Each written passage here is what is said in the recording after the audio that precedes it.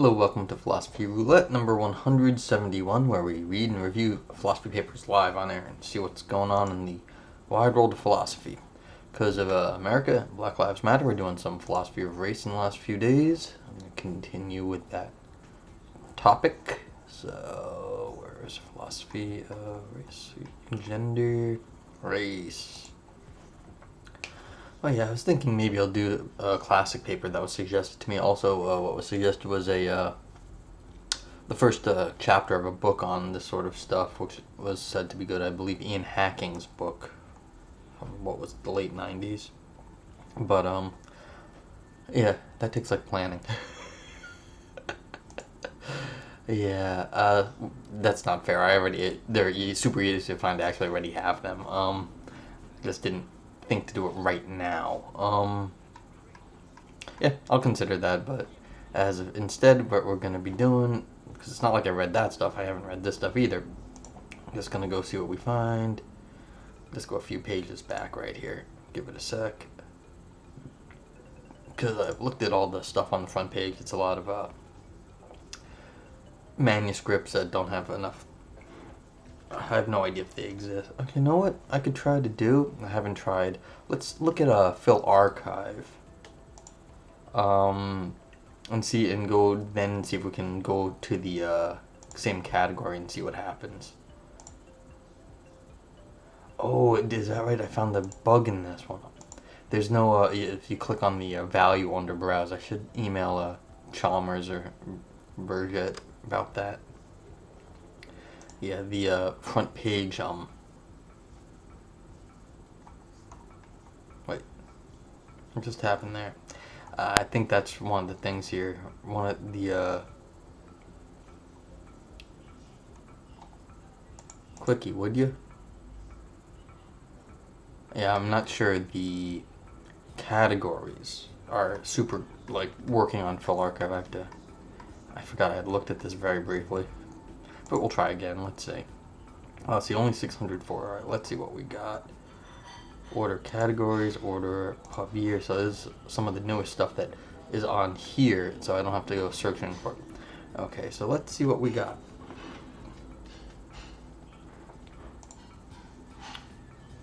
Okay, read this one. So, yep, so some of the same things. But if it read this one. Read this one. Okay. So yeah, I have hit some of the shorter papers, all the shorter papers that were available. Read that one. This is a review, Backlash. We tried getting this one, I think. Yes, by George Yancey. That's a review guide. I assume it's a review paper. How do you reference? So I read that one. I'm necessarily essentialist. This is. I think I read this one too. Review. Should review. Tried to get this one. It's too long. It's double columned with small font. All right. So, in other words, I have actually. Yeah, so I'll go back to Phil papers, see if we get, because I already hit the last few pages of what is on the Phil papers or Phil archive database, what's in there. Oh, there's all these things from journals of aesthetics and art criticism. I wonder if I should, just go to a journal. That's not a bad idea. You know what I'll do? I could go to a journal that deals with this. No, maybe later, because I'm already here, and it's a pain in the butt to sort of to try to figure out where to go looking live. So let's take a look. See what I got here. Because there's only so many per page. Review, reply. Read this. Review. This was a special edition of the Journal of Aesthetics and Art Criticism, so they're all on race. I already read two from that special edition, so we try to get some other journal, and that's why I'm thinking maybe I'll click on one of these other journals and see what they have. Because, I mean, I don't know how many things I've actually read from political theory. But, yeah, like this contemporary political theory, do they only do reviews? I suspect they don't. But, like, this is a... but everything they published recently was a review, so I can show you. It's like, it's a 3-page paper.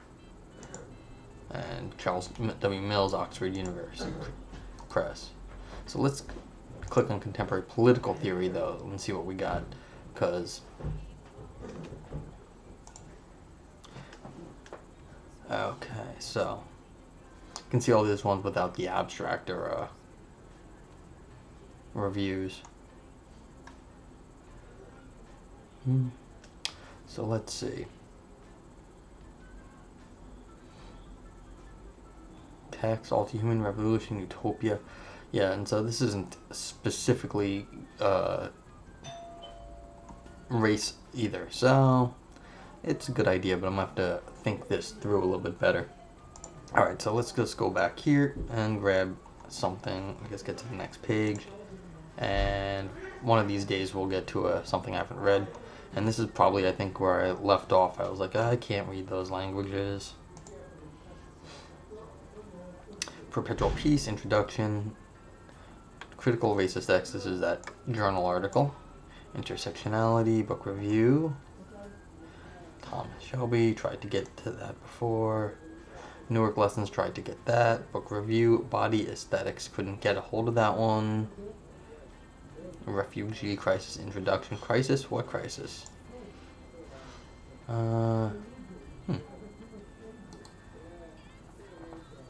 Read this one. Just, this was the last one I read right here, so this is where I must have left off. Let's see if this one's available.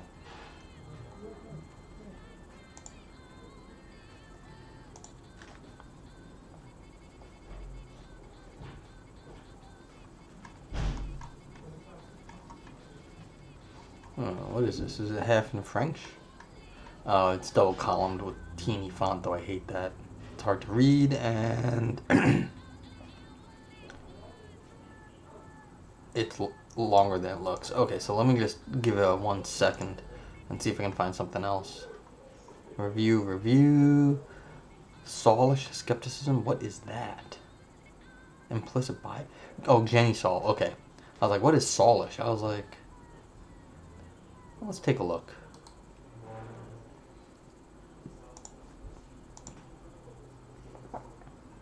Oh, it's there. Alright. And 13 pages. Are we... yeah, see, this is basically the same size as one of these columns right here. And so this is only 13 pages and it's only single spaced. Okay, so this is what I'll read, I guess. See, is it a reasonable... let me download first. Is it actually a reasonable thing? Because sometimes these things are not what you think they are. Disputatio. Oh, good. A journal I haven't really touched upon before. I like getting to new journals. So cool. Not too bad. I should figure out my average time for finding a paper. If you're in the chat, please follow along if you'd like. Link to this page is now there. If you come a little later, the link is always in the always available after I post that thing by typing !paper in the chat box, and it will pop back up. Okay, so we've got a dilemma for Saulish Skepticism. I actually thought it was like Saul Kripke. What does he have to do with race relations? I've never heard him write on race relations, but it's Jenny Saul, which makes a lot more sense. Alright, so Jennifer Saul argues that evidence from the literature on implicit biases entails a form of skepticism. In this paper, I argue that Saul faces a dilemma. Her argument is either self-defeating or it does not yield a skeptical conclusion. For Saul, both results are unacceptable, thus her argument fails. In Section 1, I explain Saul's argument from implicit bias to skepticism. In Section 2, I advanced the above-mentioned dilemma. This is the de rigueur in philosophy papers, it looks like now, giving a outline to the what's going to happen. I'm okay with it as long as it is literally this short, like one or two lines. But if people have the whole paragraph explaining it, I'm just like, it's not that long. It's anywho, so I'm okay with this one in terms of philosophy papers. So it's just my own biases against how to write philosophy. 1. Saul's argument for implicit bias to skepticism. For clarity, I have reconstructed Saul's argument in premise-conclusion form. It runs as follows. Very dangerous already to claim a reconstruction of an argument. So we don't know if this is accurate. We assume it is. Human rational faculties are heavily affected by implicit biases. 2. If human rational faculties are heavily affected by implicit biases, then we should be skeptical about the reliability of our rational faculties. 3. Thus, we should be skeptical about the reliability of our rational faculties. With the argument outlined, I explain Saul's defense of each premise. 1. Human rational faculties are heavily affected by implicit biases. As Saul defines them, implicit biases are largely unconscious and automatic tendencies to associate certain traits with members of particular social groups. Specifically, these biases tend to make us judge members of stigmatized groups more negatively. As Saul argues, the psychological literature on this topic shows that our faculties are heavily influenced by implicit biases. She points to several key areas in which research has shown our faculties are infected with bias. Studies have shown that perceived racial identities of names on otherwise equal CVs cause us to judge them differently, that the prestige of a scholar's institution heavily influences the probability of favorable responses from journals, and that our perceptions of identical situations are likely to be altered by the racial identity of the people in them. This list is not exhaustive of the ways in which our faculties are influenced by implicit biases. Rather, Saul intends this list to be a small sample of a broader phenomenon. Given all of this, Saul claims that our faculties are pervasively affected by the influence of implicit biases. Okay, so this is basically just saying, look, it ain't me, it's, this is the state of the world, it's just research. In philosophy, that's fine, but it's just like, you gotta figure out how much does that actually support the philosophical thesis.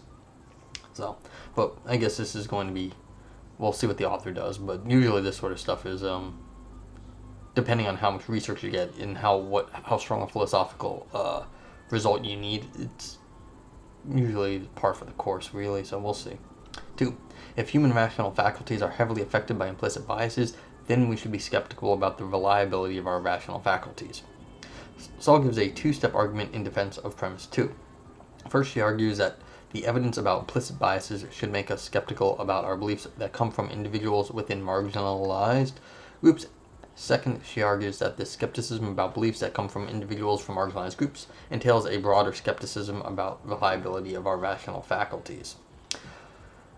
First, Saul holds that the evidence about implicit biases should make us skeptical about our beliefs that come from marginalized individuals. She argues that there is evidence that, when we think that the person giving an argument or testimony is from a marginalized group, our biases make us more likely to negatively appraise this individual's statement. From this, Saul infers that we should be skeptical about our beliefs and come from marginalized individuals. As she says, we have very good reason to suppose that we are systematically making errors caused by our unconscious biases related to social categories. My claim is that we are likely to be making errors. It's not that we're likely to get some really difficult technical bits wrong, or that we're likely to get things wrong if we're really exhausted. We're likely to let the social identity of the person making an argument affect our evaluation of the argument. Okay, I mean, the way I'd understand this, in the systematic, I'd call it, I mean, probabilistic wouldn't be the precise enough, really, but it'd be enough of it for a gloss. You'd say, like, on average, you're making more errors because of something that if you have a bias, you're making more errors in that area than you normally would be if you didn't have one of these implicit biases. In these passages, Saul states that the influence of implicit bias shows that we are likely making errors whenever we evaluate a statement from a person in a marginalized group. It's like, what is the meaning of likely here is the question I'm raising. To make an error in asserting these statements does not mean that we're slightly off the mark. Rather, to be an error means that our beliefs in this domain are likely unjustified. As Louise Antony says, according to Saul, the data about implicit bias tells us, at least in certain domains, it is likely that we are not warranted in believing what we believe. From all of this, Saul concludes that we should be skeptical about our beliefs that come from marginalized individuals. Alright, so this is interesting because I'm reading this sort of thing differently. I'm putting the reference on likely. The author here is putting the emphasis on making errors. You can see that it's italicized. The font's in italics there. The typeface is in italics. But, yeah, so it's, and I'm getting worried about my descriptions of the font and the typeface. But so the question is exactly how are we understanding what counts as an error, really?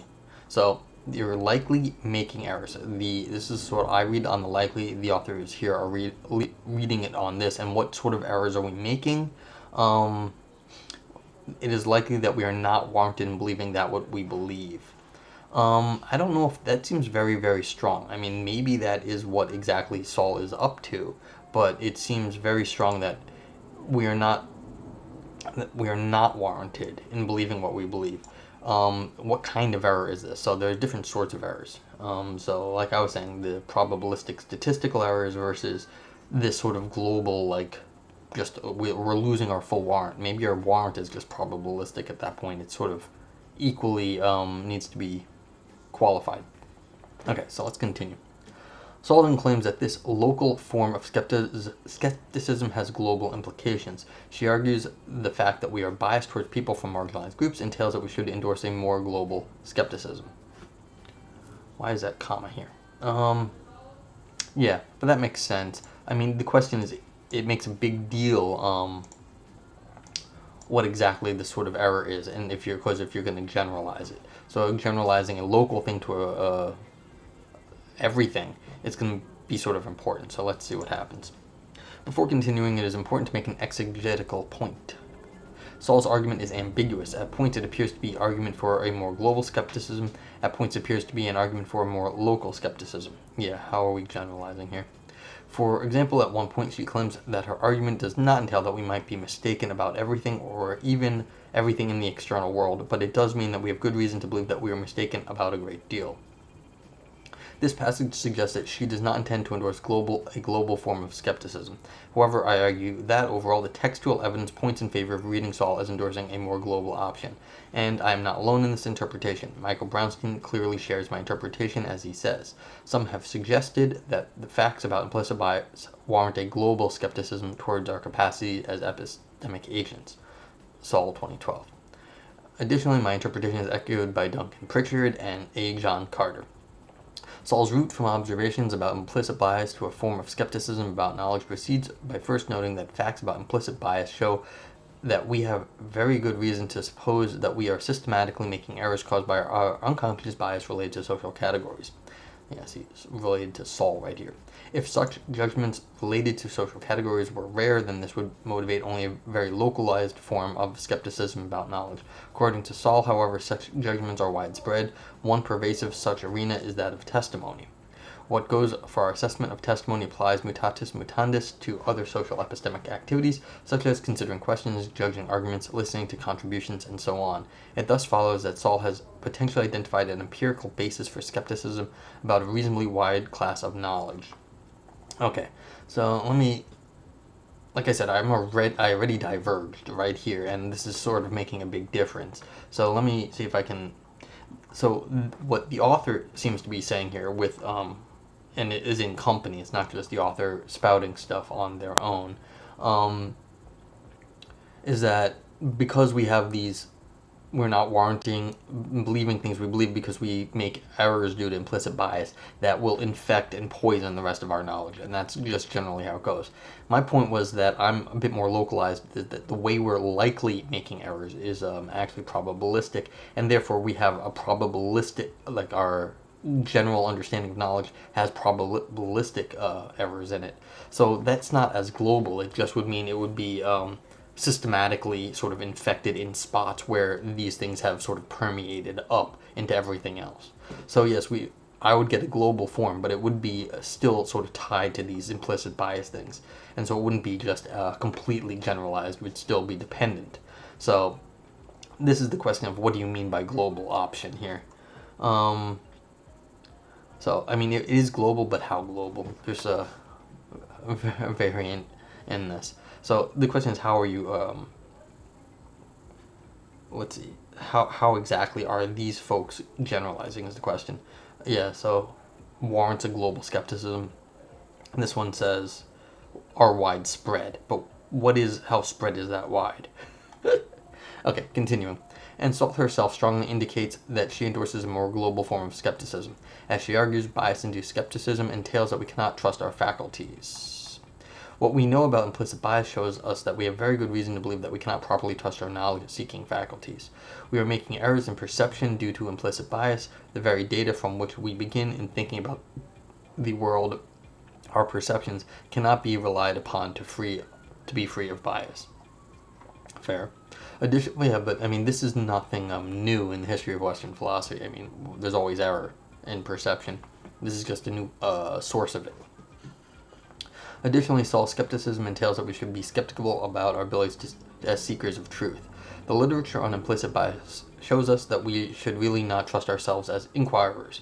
The literature on implicit bias shows that we are not just that our habits can't be relied on to lead us to truth, but also that they are likely to be based in values that we find repugnant.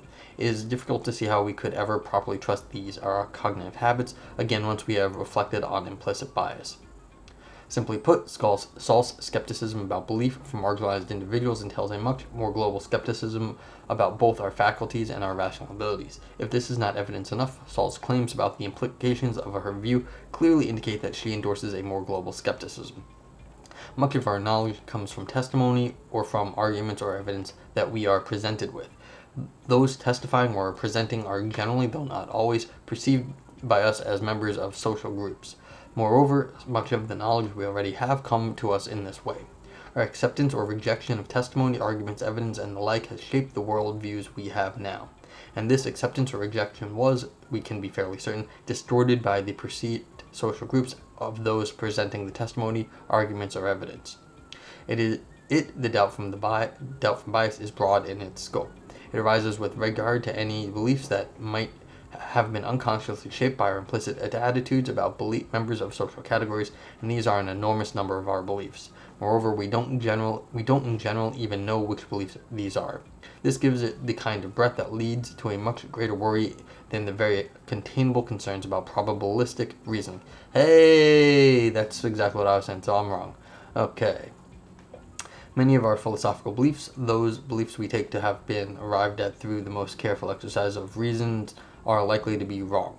We have very good reason to suppose that we are systematically making errors caused by our unconscious bias related to social categories. Okay, so what I was saying is not what Saul was saying. And so this is just nails it right here. So that's fine. What this is now, see, did I get all these? We have many, let me finish up the quotes. Many of our philosophical beliefs, those we've taken the most careful exercise of reason, are likely to be wrong. We have very good reason to suppose that we are systematically making errors caused by unconscious biases related to social categories. Given all of this, it is clear that Saul does, in fact, endorse a more global skepticism. And with that, her argument for premise 2 is complete. Okay, and the conclusion follows. Thus, we should be skeptical about the reliability of our rational faculties, not skeptical about modus ponens, apparently. Which is good, usually. Now that I've seen this sort of real global nature of this sort of argument, I'd say this is much more akin to the argument against knowledge from evolution, saying, look, evolution has made all life to basically support itself. You have to support itself. That doesn't necessarily mean it's in the struggle for life just so it stays alive. That doesn't necessarily mean it's tracking the actual world. So just because of our biology is not meant to get things right, it's meant to keep us alive, Therefore, it sort of infects all the things we think might be true about the world, and therefore it sort of permeates everything we do. And because of our rational faculties are not meant to get things right, they're meant to just be quick and dirty ways to get things usable in terms of a biological survival sense. Therefore, we can't really rely on our faculties to get the truth. So this is more along these lines, which is a global pervasiveness in how everything we have learned or known or perceived has been tied up in certain things. And those things are definitely not truth tracking. In the biology case, it's just preserving life, which doesn't inherently need to preserve truth. And in this case, it's because of the implicit biases were existing before you were born, or the biases, not implicit ones. The biases were existing before you were born into it, and therefore you've learned it that whole way, and that was part of the world that you just sort of grew up and learned in. Okay. So, continuing. One might ask if this skeptical problem could be avoided by bias reduction techniques. If that were true, then the skeptical conclusion of 3 could be avoided. On Saul's view, this is not a promising route of objection. Saul discusses how we can work to make ourselves less biased. But there are 2 important things to notice about the bias reduction methods that Saul mentions. 1, they are only forward-looking, and 2, they have only minimal chance of success. First, Saul acknowledges that the bias reduction methods referenced in her paper can only help us to become less biased in the future. These methods cannot tell us if our currently held beliefs are influenced by bias. As she asks, so is there anything that one can do? Not for past cases like these. However, I can act so as to reduce the likelihood of this happening in future instances. Second, as Saul explains them, these bias reduction techniques will only be successful if society changes in highly unlikely ways. As she says, the only way to be fully free from the grip of bias-related doubt is to create a social world where the stereotypes that now warp our judgments no longer hold sway over us. As this is not likely to happen soon, Saul's skepticism is likely to persist. Okay. 2. A dilemma for Saul. I argue that Saul's view faces a dilemma. 1. If Saul's argument is strong enough to generate skepticism, then it's self-defeating. Or 2, if her argument is weak enough not to entail self-defeat, then it does not get her to a skeptical conclusion. Thus Saul is either committed to a self-defeating position, or she is no longer arguing for a form of skepticism. Either way, her skeptical conclusion fails. 2a. Horn 1 of the dilemma. If Saul's argument is strong enough to generate skepticism, then it is self-defeating. Saul's argument arrives at a skeptical conclusion by calling into question the reliability of our rational faculties and abilities as inquiries, henceforth faculties. If our argument succeeds, then it shows that our faculties are generally unreliable. However, the very same rational faculty that Saul's argument calls into question are necessary in order for her to formulate her argument. In other words, to argue for skepticism about our rational faculties, Saul inevitably must use the very faculties that her argument is meant to impugn. After all, to acquire the empirical evidence about implicit bias that she uses in her argument, Saul must have used her perceptual faculties to read psychology articles, she must have accepted the testimony of psychologists, and she must have trusted her abilities as a seeker of truth. Thus, to have learned the empirical information used in her argument, Saul used her perception, relied on testimony, and trusted her rational abilities, all of which are called into question by her argument. By her own reasoning, she should doubt the evidence used in her argument because it was acquired using faculties and abilities that she believed to be unreliable. Furthermore, the psychologists that Saul cites must have, in the process of conducting their research, relied on the testimony of participants in their studies, must have used their perceptual faculties to make observations, etc. Essentially, for Saul to have acquired the empirical information used in her argument, and in order for the researchers Saul cites to have acquired their data, testimony, perception, and other faculties must have been relied on. In short, both Saul and the researchers that she cites must have relied on their faculties in order to formulate their argument and conduct their research. Yet Saul's argument is meant to generate a skeptical conclusion about the reliability of these very faculties. Again, she argues that what we know about implicit bias shows that we have very good reason to believe that we cannot properly trust our knowledge-seeking faculties. This leads to a clear self-defeat problem. If we agree with Saul's conclusion that we cannot trust our faculties and should be skeptical about the beliefs that they generate, then we must doubt her conclusion because it relies on those very faculties. Insofar as self-defeating arguments impugn themselves and are incoherent, we should not be troubled by them. Thus, if Saul's argument entails skepticism, then it fails. Okay, so this is... Let's see what the objection is. Again, this is really going to the very, very global sort of generalization, like the global skepticism, because as I said, no one's doubting modus ponens, and I don't think anyone's doubting that modus ponens is like, or maybe even modus ponens, but most people are not arguing that the basic logical inferences are subject to bias. I mean, they've been around forever, everyone uses them, like those things, and I mean, there's even logical problems that you can't get away from, called the adoption problem. You can't escape the logic in some sense. So, I mean, global skepticism, yes, but like then there's like really, really, really hard logical and metaphysical problems that I can't see that would actually be captured in this level of skepticism. And yes, they're probably so abstract as to be sort of pointless, but it does put limits on the globality of the skepticism here. Alright, so that's just my 2 cents on that, what's going on in the global side of things. Alright, continuing. One might object to this line of reasoning in several ways. For the rest of this section, I consider several objections to my self-defeat argument. Objection 1, let's see if they got me. They might have. Hey, Space Donkey, what's up? Welcome back, haven't seen you in a bit. We're reading a paper on implicit bias, and this author is arguing that Saul's argument for the sort of skepticism is wrong. So this is an anti-skeptical argument based on self-defeat, basically. Aren't we all, Space Donkey? Aren't we all? First, the objector might argue that there is something sophistical and, so to speak, suspicious about this argument. It seems to use a trick in reasoning in order to conclude that we should not worry at all about the influence of implicit biases on our faculties. And as the objector holds, this seems too easy, and it discards the very real influence of implicit bias on our beliefs. In response, I argue that this objection rests on a misunderstanding of my argument. The objector is correct that this self-defeat problem is not sufficient grounds to ignore our biases altogether, but rather that is not my aim. Rather, my claim is simply that if Saul's argument generates a genuine form of skepticism, then it is self-defeating.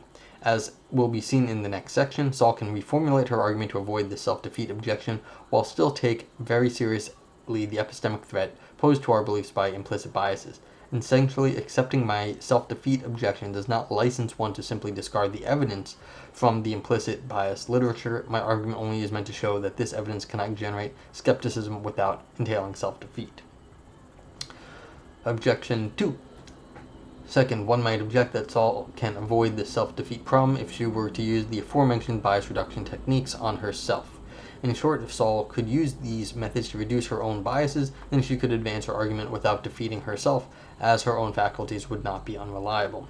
I have several responses to this objection. First, Saul herself expresses strong doubts about the efficacy of these bias reduction techniques. As I stated earlier, Saul argues that these strategies are only forward-looking, meaning that they cannot help us remove the influence of bias from our beliefs we have formed in the past. And she also argues that these strategies have a minimal chance of success. Given this, it seems that bias reduction techniques do not help Saul escape the self-defeat objection, as she herself does not put much trust in these techniques. Second, even if Saul could successfully implement these bias reduction strategies on herself, this would not allow her to escape the self-defeat objection. The psychologists who Saul cites in defense of her argument, like all humans, are biased. So, unless Saul has evidence that the majority of the psychologists she cites have conducted extensive bias reduction routines on themselves, the data that she uses to form her argument would still be biased. Thus, even if Saul could reduce her own biases when conducting research, the very evidence she draws from is likely to be infected by biases. This means that she still faces the self-defeat objection because the empirical evidence that she uses to justify her skepticism about the reliability of our faculties would itself be generated by the faculties of individuals who are biased. So even if Saul is unbiased, she still argues that we should not trust our faculties based on evidence that comes from the same faculties that she has called into question, namely the faculties of people in general. So this is a lot of the same sort of stuff. Like, if you're going to argue for global skepticism, doesn't global skepticism imply that your argument itself is going to fail to its own skeptical questions? And I think skeptics don't mind that so much. They're like, well, yeah, I don't know it for sure, but I'm willing to, it seems more reasonable than the alternative. So I do wonder about the general skeptical position, but then the question is exactly how radical of a skeptic do you want to be? I mean, we're not all like Descartes here, like trust nothing. That doesn't seem to be what is going on. Third, one might object with a dilemma. Either one of the following is true. 1. If Saul was biased when she conducted her research and formed her argument, then her conclusion is correct, namely that her faculties are biased and cannot be trusted. Or 2. If Saul was not biased when she conducted her research, then she has correctly inferred her conclusion from the evidence. Either way, argues the objector, Saul's conclusion that her faculties are biased and thus unreliable follows without self-defeat. If 2 is correct, then Saul could justifiably infer that our faculties are biased. After all, she would be using empirical evidence to justify her belief, and she would have no reason to distrust this evidence. However, as I have argued, option 2 is in fact not the case. Saul's argument calls into question the very faculties that she used to form this argument. In that manner, her argument and her research are affected by bias-related skepticism. This leaves option 1. However, this option does not justify Saul's conclusion. It may turn out to be the case that we all are heavily affected by implicit biases, but if our only evidence in support of this claim is defeated, then we cannot justifiably believe that we are biased. For example, it may very well be the case that anti-realism about the external world is true. So now we've gotten to the Descartes. However, if it turns out that anti-realism about the external world is self-defeating, we would lack justification for believing in this view, even if it's true. Saul's view is analogous to this. Under option 1, it may be true that we are all heavily biased, but Saul would have no justification for holding this belief. Thus, I conclude that the objector's dilemma fails because option 2 is not the case, and because option 1 does not yield Saul's desired conclusion. Okay, so this was the first half of this argument against Jenny Saul's position. Let's go see. Okay, so this was if Saul's argument is strong enough to generate skepticism, then it's self-defeating. So the author just presented the arguments there. And 2, if her argument is weak enough not to entail self-defeat, then it does not get her to a skeptical conclusion. So now the author is going to argue for that. So let's see how they're going to say, look, if it's not strong enough, then we're not going to get the right conclusion. If Saul wants to avoid this self-defeat objection, then she can modify her argument so that it entails a significant but not skeptical credence reduction in the reliability of our faculties. After all, if her argument claimed that we should significantly reduce our credence in many of our beliefs without reaching a skeptical 0.5 credence in these beliefs, then the self-defeat objection would not apply. The self-defeat objection only applies to her argument if she claims that we cannot trust our faculties. So the very, very global not trust your faculties. If she instead claims that we should significantly decrease our confidence without being skeptical about these faculties, then her argument is not self-defeating.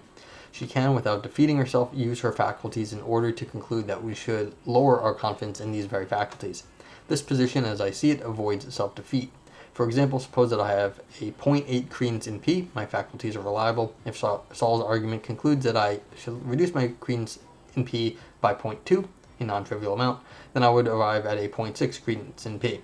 This is a less confident attitude towards P, but not a skeptical position. This line of reasoning is not self-defeating, thus if Saul revised her argument in this way, she could avoid the self-defeat objection. However, if Saul modifies her argument in this manner, then she faces the second horn of the dilemma. If her argument is weak enough to not entail self-defeat, then it does not entail skepticism. Thus, if Saul modifies her position in this way, she can no longer argue for a form of skepticism. Saul's revised argument would run as follows, with the changes from the original premise italicized. Premise 1 would remain the same. 1. Human rational faculties are heavily affected by implicit biases. Premise 2. however, would be the following. 2-star. If human rational faculties are heavily affected by implicit biases, then we should significantly reduce our confidence in the reliability of our rational faculties without becoming skeptical about our faculties. It is important to note that Claim 3 of Saul's original argument does not follow from 2-star and 1. Saul's original 3 concludes that we should be skeptical about the reliability of our rational faculties. Simply put, from the claim that we should be less confident in our faculties, it does not follow that we should be skeptical about our faculties. Rather, 3-star follows from 1 and 2-star. 3-star. Thus, we should significantly reduce our confidence in the reliability of our rational faculties without becoming skeptical about our faculties. 2-star. 1. To review. If Saul alters her position and claims that the influence of implicit bias entails a non-skeptical credence reduction rather in the reliability of our faculties, then she must endorse 2-star rather than 2. From 1 and 2-star and 3-star, not Saul's original claim 3, follows. Clearly, this revised argument does not reach a skeptical conclusion. At best, this revised argument mandates that we should reduce our credences in many of our beliefs, but it does not require us to be skeptical about our beliefs. Okay, so yeah, you do not reach, since this is about global skepticism, as the author went to pains to argue in the first part of this paper, if you do anything that just doesn't go global, then yes, the argument fails on the non-global, on the global charge, the global conclusion. All right, so let's see what the author, not much to go, let's see what happens next. Conclusion. In total, Saul's argument is either strong enough to entail skepticism, in which case it is self-defeating, or her argument is weak enough to avoid self-defeat, in which case it no longer entails skepticism. Thus, Saul's argument cannot generate a skeptical conclusion. From this, I conclude that Saulish skepticism fails to be a plausible form of skepticism. Ultimately, this may be good news for Saul. If I am correct, then her argument cannot entail skepticism, but it can still entail a significant amount of confidence reduction in many of our beliefs. In this manner, my argument shows that Saul's position is much stronger if she endorses a less radical conclusion. Yeah, I mean, I mostly agree with this. I mean, global skepticism off bias. I mean, like I was saying earlier, the idea that we're going to think that modus ponens or like universal generalization are going to fail to, like, implicit biases have much more. I mean, if they are affected by bias, then we are in much more dangerous waters than would be than we think we are, because those things would like pull down all of logic at this point. We would not know how to even process logic if some of the basic logical functions failed due to this. And so, how global is the global skepticism here? And it can't. I mean, if that affects sort of like metaphysics and logic, then we've got like way more serious problems. So that would be reductio ad absurdum for this argument. So in some sense, I agree with the author that if the global skepticism is where Saul is actually going, then that can't. I agree that can't be right. But I don't agree actually with this this second way. No, I do agree with the argument. I should say I agree with the argument. This was a well-argued paper. Like, if there's definitely wiggle room in this whole area right here. If you're going to weaken an argument, this is one way of doing it, and then you get the conclusion that the author states. But of course, there are other ways of probably slicing this up that would, like, what does it mean to significantly reduce our confidence? I mean, there's more than one way to do this. I mean, subtracting, as they said, from 0.8 to where was that? 0.8 to 0.6. Like, this sort of thing drives me nuts. It has nothing to do with this author, of course, but 0.8 minus 0.2 leads 0.6. I have no idea what that actually means in, like, real people thinking. Like, do I ever actually give something an 80% credence and then can subtract away a 20% credence, leaving me with a 60% like credence in something? I always find that to be one of the strangest things that philosophers do, and so I worry about this. So, but like, there's definitely other ways to go about this. So, like, why does anything have a 0.8? Does that make even sense? But that just means that there's plenty of room to show what it would be to significantly reduce our confidence, which actually plays into the author's conclusion that Saul's position could be made much, much stronger without this sort of global skeptical conclusion. So, details to be worked out. Anything else to be said about this paper? If anybody in the chat has any questions, please let me know.